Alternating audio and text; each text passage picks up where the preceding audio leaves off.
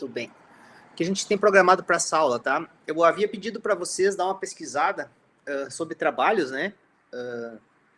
Científicos, ou acadêmicos, né? Que utilizassem essa parte de banco de dados geográficos, certo? E daí a nossa atividade era vocês fazerem uma breve explanação do trabalho que vocês olharam, né? Tentando identificar aquelas características, né, dos modelos geográficos que nós havíamos visto, tá? E daí depois eu vou passar para vocês, a gente vai começar a trabalhar um pouco com a extensão geográfica do Postgres, que é o PostGIS, né, o PostGIS. Então a gente vai fazer uma parte introdutória, explicar para vocês como é que vocês fazem a instalação, para a gente depois entrar na parte de modelagem e começar a trabalhar com algumas outras questões relacionadas à parte geográfica, tá? E depois a gente vai fazer um encaminhamento daí para...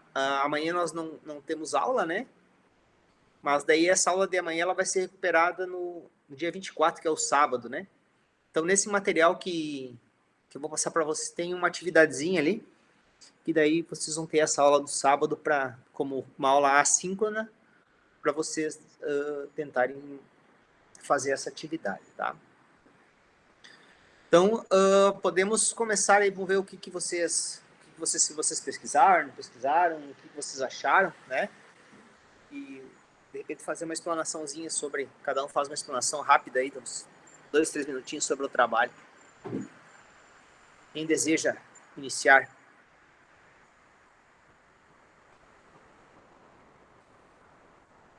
Vocês chegaram a dar uma pesquisada ou não? Pesquisei. Então vai lá, Vini. Fala para nós aí o que tu pesquisou. Depende Tá. se quiser. O artigo que eu li foi... O título dele é Banco de Dados Geográficos para Cidades de Pequeno Porte. Estudo de casos da cidade de Andradas, Minas Gerais. Eu acabei vendo depois, então, que ele é um artigo de 2007. Então, ele é um pouco desatualizado. Aí, a ideia geral do artigo foi justamente gerar as vias públicas da cidade. Porque, tipo, em 2007 não existia GPS e tal. Então, a ideia principal do artigo foi essa. Gerenciar a parte das vias públicas, das ruas da cidade. Então, ele fala no desenvolvimento do artigo, ele não se aprofunda muito, ele só fala qual foi o passo a passo. Então, primeiro, ele organizou um modelo lógico para o trabalho dele, e depois disso ele fez a implementação física utilizando um software que é chamado de ArcGIS, tá?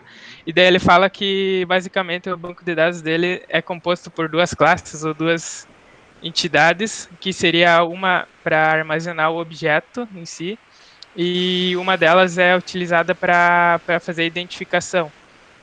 Então, por exemplo, fazer identificação se é água ou se é uma quadra, ou enfim, esse tipo de coisa. Uma categorização. Essa categorização, então, ele chama de Future Dataset. E daí, então, os próximos passos que ele fez foi pegar os mapas da cidade, que estavam armazenados no formato DXF, e daí ele transformou para aquele formato que a gente viu no último artigo, que seria o Shapefiles. E a partir disso, então, ele conseguiu importar para esses Futures Dataset o que ele chama de cadastro, que seria as quadras da cidade e os pontos de interesse, e a hidrografia da cidade. E daí o próximo passo, então, ele fala que com esses dois Futures Dataset, ele conseguiu gerar, então, as vias da cidade.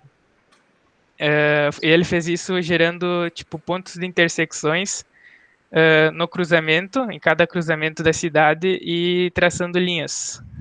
Aí ele conseguiu ter as ruas, no caso. E daí tipo, o desenvolvimento foi esse, daí já falando sobre o resultado, ele fala que conseguiu criar uma nova feature, né, um feature dataset, e a partir disso, então, ele consegue fazer uma busca por endereço, que para fazer essa busca do endereço, ele fala ainda que ele precisou relacionar as linhas que ele gerou com dados que são armazenados tradicionalmente, como por exemplo o nome da rua, o número e tal. E ele também fala que é possível gerar o melhor caminho, que seria a função do GPS, né? Tipo, ir de um ponto a outro. Daí com isso, então, ele conclui que ele consegue prestar suporte. A principal ideia dele foi para a gestão da cidade, então a saúde, a administração pública, transporte, isso aí. Seria isso. Ele usou o ArcGIS para fazer tudo? É, ArcGIS. Beleza. Mais alguém? Pode ser eu. Vamos lá, Vitor. Então, o artigo que eu peguei é sobre restrições de integridade em bancos de dados geográficos. O meu também ele já está datado de 2001, então tem algumas coisas que já não devem mais valer, né? Quem que é o autor, Vitor? É Clodoveu Augusto Davis Júnior. E tem orientador, alguma coisa assim, não? Não sei se um deles é orientador, mas tem 3 autores. Esse Clodoveu, Carla e Alberto. São da UFMG. Eu sabia que eu conhecia esses caras. Esse cara é professor da UFMG. Aham. O Augusto, né? É. Uhum. Tá. Esse primeiro ali. Uhum. Tá, e sobre o que ele fala, então? Restrições de integridade em bancos de dados geográficos. Tá, mas que tipo, tem algum exemplo de restrição que ele criou alguma coisa Assim, nova? É que ele fala sobre assim, ele diz que tem alguns problemas adicionais nos bancos de dados espaciais. Uhum. Daí ele falou que principalmente os aspectos topológicos e geométricos dos dados. Eu não sei como é que é agora nos bancos de dados, mas ele diz no trabalho que ali era tudo controlado no sistema de informação. Uhum. Daí eles tinham que garantir as restrições geográficas, no caso. Uhum. Daí ele divide elas em restrições espaciais e do modelo OMTG, que é aquele que usa a UML, né? Uhum. Daí ele diz que as restrições espaciais tem as topológicas, semânticas e as definidas pelo usuário. Sim. Daí ele diz que as topológicas seria tipo da estrutura mesmo, por exemplo, não pode ter. Às vezes um objeto não pode estar dentro do outro, e às vezes pode. Essas regras sim. A semântica. Pode falar. Oi? Pode falar. Tá. A semântica é de significado daí. O que cada estrutura é, se eu não me engano. Ideias definidas pelo usuário seria de regra, por exemplo. Ele dá um exemplo lá de que para ter um endereço lá na cidade que ele estava fazendo tinha que ter uma construção no local, não podia ser um terreno vazio. Isso daí seria definido pelo usuário. Eu não sei o que tu ia falar agora. Não, e ele usa ele faz algum tipo de prova de conceitos, estudo de caso, sim ou não? Ele dá só um exemplo. Ele Tipo, usa algum SGBD para implementar, ou algum software, tipo o ArcGIS, alguma coisa assim, não? Ou ele é mais, não, ele mais no nível conceitual mesmo, assim? Ele só dá um exemplo de, tipo, um esquema do MTG ali. Aham. Ele não tem uma aplicação. Certo. Uhum. Tá. Eu vou pedir que todos vocês, tanto o Vini, o Vitor agora e os outros também, me encaminhem por e-mail esses artigos, tá? Certo. Eu vou botar aqui no chat o e-mail. Mais alguma coisa, Vitor? Sim, ele também fala, que, né, agora ele falou de restrição espacial, só que ele também fala das restrições do OMTG. No caso, ele diz só sobre o que o OMTG consegue representar, né?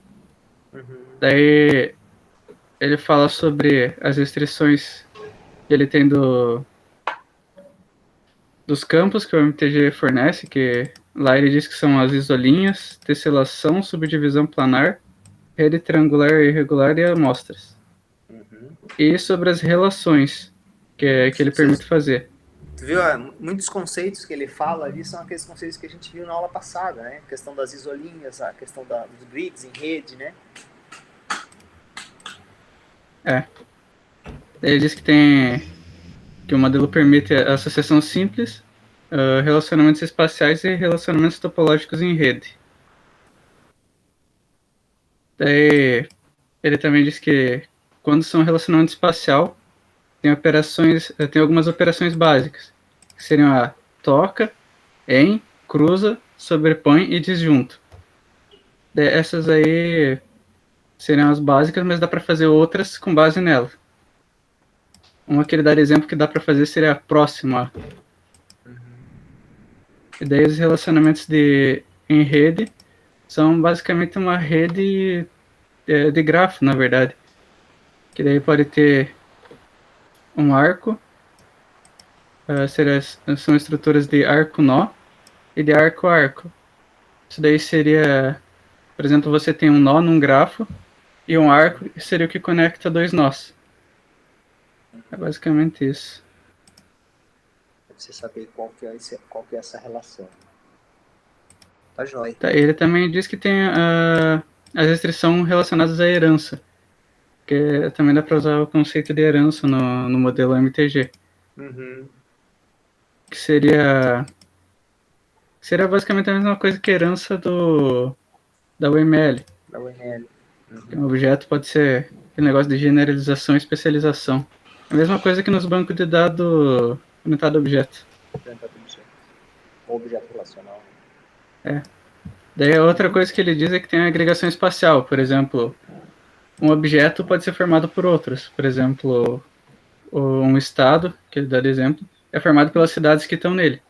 E daí, nesse caso, né, nenhuma cidade pode estar fora do estado e nenhuma cidade pode estar dentro da outra. Isso daí seria a restrição de agregação espacial. Agregação espacial. Legal. É de 2001? É, de 2001. E daí, a última coisa que ele fala sobre é sobre restrições geométricas. Que daí seria sobre, por exemplo, ele diz que tem linhas poligonais e polígonos. Daí é sobre o que forma essas classes que ele chama. Que daí seria linha, polígono, arco, arco unidirecional e bidirecional. Ele só fala, por exemplo, que uma linha tem que ser contínua, que um polígono não pode ter... sobre a forma de polígono, que o polígono tem que ter pontos e esses pontos não podem se cruzar. Oi? Todos os pontos têm que estar fechados. Ele só fala sobre essas restrições geométricas. No caso, seria sobre as regras da geometria, basicamente. E daí ele fala na conclusão que os sistemas de gerenciamento de banco de dados espacial, pelo menos quando ele fez o artigo, não implementavam as restrições de integridade espacial com a mesma qualidade que as restrições dos bancos de dados relacional. E que elas poderiam ser implementadas usando algoritmos conhecidos da geometria computacional. Essa é a conclusão que ele dá. Não sei se isso hoje ainda é real, né? Eu nunca vi nada específico assim da parte de restrições de integridade em bancos geográficos, né? Não sei te dizer também. Mas é legal. Mas como já faz 19 anos, pode ter mudado já, né? É muito provável. Mas o problema é que quando você trabalha com esses dados geográficos, eles são geralmente dados robustos, assim, né? Em grandes quantidades e em poucas instâncias, né? você implementar alguma restrição de integridade no banco, às vezes você precisa fazer um tipo de pré-processamento, alguma coisa assim, né? Então, eu vejo que acho que a nível seria interessante a implementação das regras a nível na parte da importação dos dados ou a nível de quando você vai fazer algum tipo de busca, né, ou seleção, projeção desses dados. Imagino isso. Mas legal, interessante. Vamos lá, seu Guilherme. Tem já alguma coisa aí, não? Tem sim. Tá, o artigo que eu tinha pegado, que ele saiu do 20º Simpósio Brasileiro de Recursos Hídricos, de 2013, que o título é Caracterização de bacias hidrográficas por uma abordagem diretamente baseada em operações via bancos de dados geográficos. No caso, ele... Chama uma explicação. Porque esse texto ele foi feito pelo CEMADEM, que é o Centro Nacional de Monitoramento e Alerta de Desastres Naturais, alguns integrantes ali. E ele é mais tipo... Ele se baseia em algumas bacias hidrográficas de Minas Gerais e Espírito Santo e usa dos dados geográficos para tentar manter uma análise do fluxo da água para saber alguns lugares propícios a desastres naturais. Meio que análise.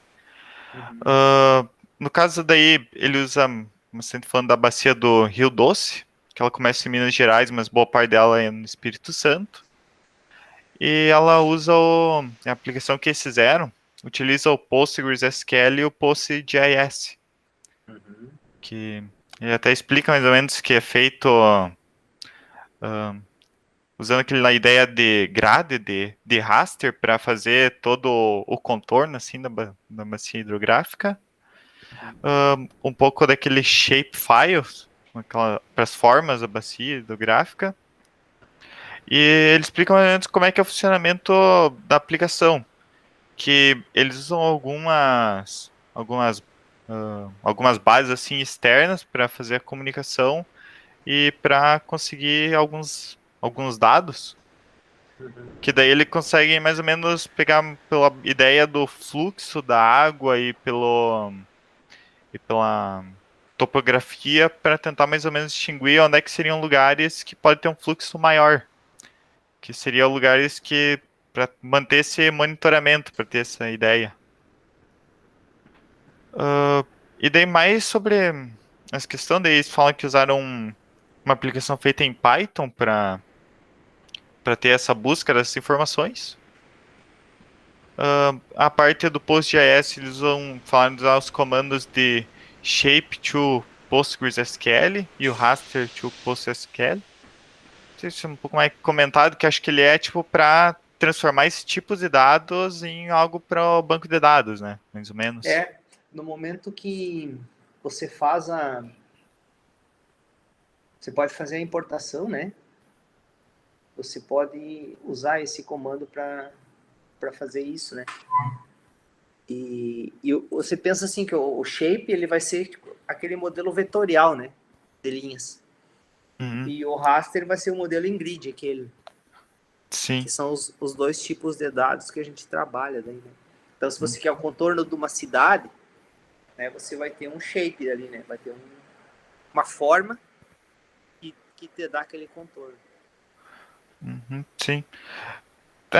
Então, assim, mais ou menos, que eu vi eles ali no texto, acho que meio que acaba utilizando os dois, talvez para um para fazer a delimitação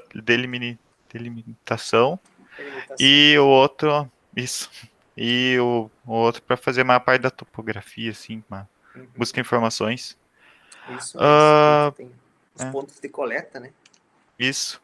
E para a parte assim final, falando da conclusão, que daí eles falaram que obteve mais ou menos a ideia necessária e que eles vão utilizar isso para implementar no próprio sistema deles, dessa verificação de catástrofe, do própria organização, digamos. Acaba não entrando muito em detalhes assim, sobre o funcionamento. Sim. Não, legal. Isso aí mesmo, é para a gente ter uma ideia assim da aplicação, né? Mais ou menos os conceitos que são utilizados, né? Bem bom. Marvin. O meu artigo fala sobre a criação de um banco de dados geográficos para o município de Capão do Leão. O objetivo do trabalho foi elaborar, então, um banco de dados geográfico na ferramenta SIG. Aí eu não sei pronunciar, mas é Idrizi que está escrito. É um artigo de 2001 também, então acho que naquela época não tinha ainda, então ele gerou. Basicamente foi gerado 3 tipos de mapas, que são o geológico, geomorfológico, um mapa de solo simplificado e o mapa de uso e ocupação do solo. Eu achei bem interessante, porque ele pega uma imagem de satélite da INPE, que é uma imagem orbital, né? E através da banda espectral que tem na imagem, ele converte essas cores para as cores RGB, dando assim uma cor falsa, né, para o mapa gerado. Ele pega também as informações cartográficas, tudo com dados vetoriais, e aí ele transforma no AutoCAD. Eu não entendi por que ele utiliza o AutoCAD para digitalizar isso, mas depois ele exporta em formato DXF para a ferramenta e plota os dados vetoriais. Esse é um trabalho da URGS, né? Não, trabalho da FURG, Universidade Federal do Rio Grande. De que ano que é? 2001. Quem que é o autor? Na verdade, deixa eu ver, foi postado na SBSR, no Foz do Iguaçu, em 2001. Foi publicado. Isso. É do Everton Vieira e Carlos Ronei Tagliani. Provavelmente o Carlos é o professor Tagliani. Sim. Isso? É basicamente isso. Ele gera esses 3 mapas, ele deixa de forma meio implícita, não explica exatamente, mas ele fala que é de forma vetorial e em arquivo raster também. Essas Isso é uma coisa informações. que vocês têm que tomar cuidado quando vocês vão escrever o artigo de vocês final. Vocês têm que ficar atentos que tudo que tu botar você tem que pensar que no artigo tu tem que botar as informações necessárias para que a pessoa possa reproduzir o artigo, né?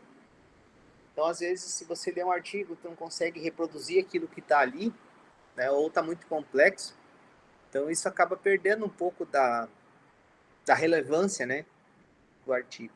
Então, sempre quando vocês estiverem escrevendo, pensem dessa forma, que o que vocês vão estar escrevendo ali é uma maneira que a pessoa possa reproduzir os teus resultados, né, ou a tua metodologia que tu fez, o que tu fez, né, dependendo dos dados que vai estar trabalhando.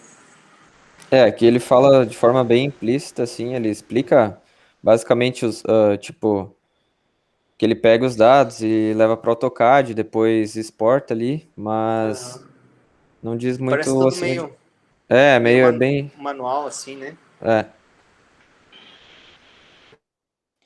Mas eu achei interessante que dá para pegar os dados que nem ele pegou os dados, a imagem orbital, né, e consegue transformar em RGB para conseguir apresentar mais nítido, né, as cores separadas de cada região. Eu achei isso aí bem interessante. Eu nunca tinha visto isso também. Beleza, então, gente. Então, assim, aí vocês puderam ter uma ideia, né, do tipo de trabalho que se pode fazer, né, nessa área. E ela é uma área, assim, bem interessante, certo? Bem interessante. Existe uma Embrapa em Campinas, que é a Embrapa... Na verdade, em Campinas tem 2, né, que é a Embrapa Informática e a Embrapa eu acho que é monitoramento por satélite, se não me engano. Eles trabalham muito nessa parte de mapas e parte, né, topografia, da parte geográfica, assim. Beleza, parabéns, ficou bom aí. Deixa eu só botar minha tela aqui, só para nós, então, rapidamente passar para vocês alguns dados aqui sobre o PostGIS, tá? Então, assim, qual que é Estão chegando na minha tela? Sim. Sim. Tá. Então, esse material que eu vou passar para vocês é esse material que está aqui no PostGIS material, certo? Então, olha só, se vocês quiserem buscar mais informações sobre o PostGIS, tá? Você pode acessar diretamente o site do PostGIS, né? Então, PostGIS ou postgis.net, tá? Ali você tem diversos modelos de exemplos, né, de aplicação, tem até como você instalar diversos sistemas operacionais, tá? Então, na realidade, o que é o PostGIS ou PostGIS? Ele é uma extensão geográfica, né, para o PostgreSQL. Então, ele permite que você utilize no banco de dados que vocês criaram, vocês possam utilizar funções espaciais, operadores espaciais, tipos de dados espaciais e também a parte de indexação, né? A busca, né? Por dados geográficos, né? De uma forma indexada, ou seja, uma forma mais rápida, certo? Então, ele nos traz todos esses recursos para trabalhar com esses dados geográficos. Então, ele suporta, então, o PostGIS suporta todos os objetos, né, do SQL, tá? E aquilo que eu havia falado para vocês na aula passada, todo objeto geográfico, ele vai ter um SRID, que é o Spatial Reference System Identifier, né? E esse, quando você cria o teu campo, o teu dado geográfico lá, você vai dizer qual que é esse SRID. Ele é como se fosse a escala, né? O sistema de referência para os teus dados. Então, você pode estar convertendo esses sistemas de um para outro, né? Isso depende muitas vezes até, daí vai depender um pouco da posição como você está inserido esse teu dado geográfico. Então, na realidade, essa extensão geográfica, ela permite que você tenha para você trabalhar com dados geográficos. Então, quando a gente fala em tipos de dados do PostGIS, a gente tem... Aqui é como se fosse uma hierarquia de herança, certo? Onde a nossa superclasse é a parte, é o Geometry. Então, se você definir um campo como Geometry, ele vai poder se transformar em você pode armazenar qualquer um desses outros tipos de dados aqui. Então, você pode armazenar um point, um line string, um polígono, né? E cada um vai ter uma forma, tá? Então, aqui tem alguns exemplos, por exemplo, assim, ou você pode também definir, eu quero definir que esse campo aqui é do tipo point, quero definir que esse aqui é um multipoint, certo? E a gente pode definir, então, esses tipos de dados associados à parte geométrica. Aqui não tem, por exemplo, assim, não tem o tipo de dado raster, certo? Mas a gente vai ver que existe o tipo de dado raster, certo? Então, na realidade, esse tipo de dados raster, você vai estar trabalhando... Aqui a gente está trabalhando com um tipo de dados que são dados vetoriais. Tá? Já o raster é um tipo de dados líquidos. Todos esses dados do tipo geometry, eles estão relacionados a formas, né? Que você vai estar armazenando dentro do teu dado, dentro do teu banco de dados, tá? Quando vocês instalam o PostGIS, então... Lembra que vocês criaram aquela extensão lá do Table Func, né? Para a gente utilizar a função crosstab. Da mesma forma, vocês vão ter que fazer no banco de dados que vocês criarem e desejarem colocar características espaciais. Então, você cria o banco de dados e vai na opção lá, criar extensão, seleciona o Create Extension PostGIS e ele vai adicionar a característica geográfica a esse banco de dados de vocês. Então, tem duas principais tabelas que elas vão ser instaladas no momento que tu cria o teu banco de dados geográfico, certo?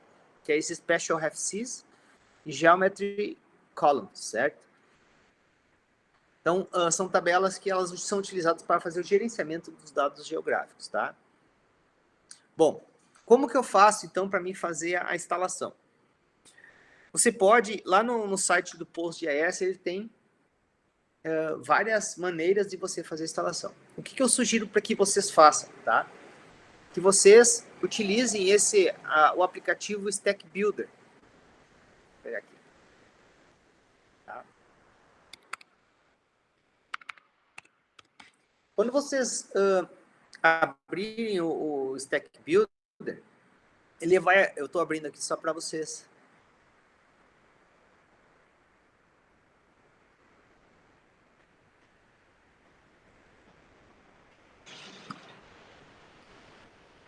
Daí vocês vão selecionar aqui qual que é a porta que está rodando o SGBD que vocês estão trabalhando, tá? No momento que você dá um Next aqui, vocês vão ter aqui embaixo, ó, uma opção para vocês poderem instalar as extensões espaciais, certo? No meu caso aqui, ó, como esse Stack Builder, eu tenho instalado a versão 2.4, certo? Do PostGIS. Então, vocês podem instalar a última versão dele, certo? E daí vocês só vão dando um next, next, next, e ele vai dar um finish lá no final. Então, isso significa o quê? Que vocês vão estar instalando os arquivos necessários para vocês poderem criar a extensão PostGIS depois no banco de dados. Tranquilo até aí, gente? Aham. Tá. Daí depois o que você faz? Você cria o banco de dados e daí você cria a tua extensão geográfica dentro do banco de dados. Então, deixa eu só abrir aqui meu PGAdmin.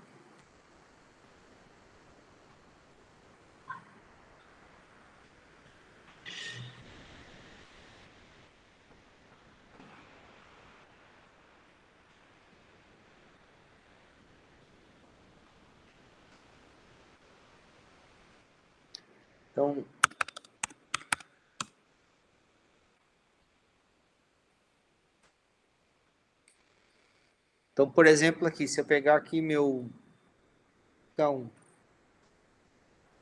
esse é o nosso BD2 aqui. Tá?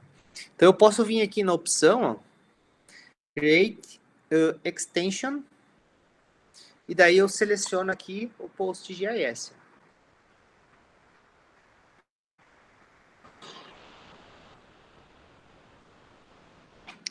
Então, a partir desse momento, ó, eu vou ter uma série de funções dentro desse meu banco de dados que são funções geográficas. Tá, deixa eu achar aqui as funções.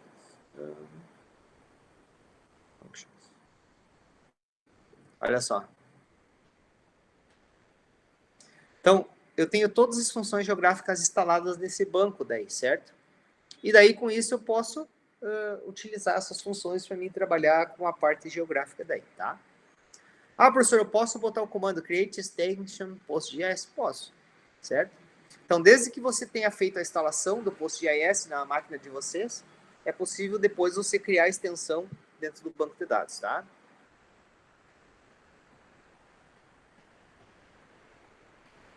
Então, olha só, gente. Hoje nós vamos encerrar por aqui.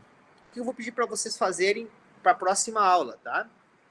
Pedir que vocês façam a instalação do PostGIS, tentem criar um banco de dados e em cima desse banco de dados vocês criem uma extensão espacial para ele, tá?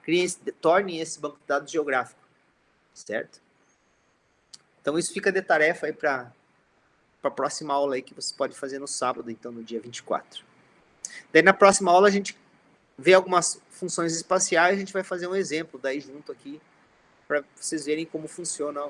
Se vocês quiserem até, vocês podem tentar fazer essa atividade 1 aqui, ó. Tá? Para testar o banco de dados de vocês. Que é onde você tem uma tabela. Daí eu tenho 2 campos, uma latitude e uma longitude do tipo double precision, certo? Daí vocês vão inserir esses dados, e tem um passo a passo aqui. Insere esses dados. Daí depois vocês vão criar um campo geográfico, tá? Que estou chamando GA1, do tipo point, com SRID 4326, né? De 2 dimensões, tá? Tabela de municípios, tá? Daí você vai fazer o quê? Você vai pegar os dados que você tem da longitude e latitude e atualizar esse campo, certo? E depois você vai aplicar essa consulta aqui, para ver a distância entre os dois municípios que estão cadastrados, tá? Então, se vocês tiverem tempo, vocês podem fazer essa atividade 1 aqui também, tá? Então, faz a criação do banco, faz a instalação geográfica, e executa esse passo a passo aqui para vocês verem o que vai retornar daí. Certo? Beleza. Beleza. Então tá. Alguma dúvida, gente? Tranquilo? Tranquilo. Tu vai deixar essa aula disponibilizada no Moodle? Sim, já daqui a pouco eu já boto lá. Tá. Beleza. Tá bom? Valeu então, pessoal. Um abraço. Valeu, um Valeu, abraço. abraço. Tchau. Valeu. Abraço.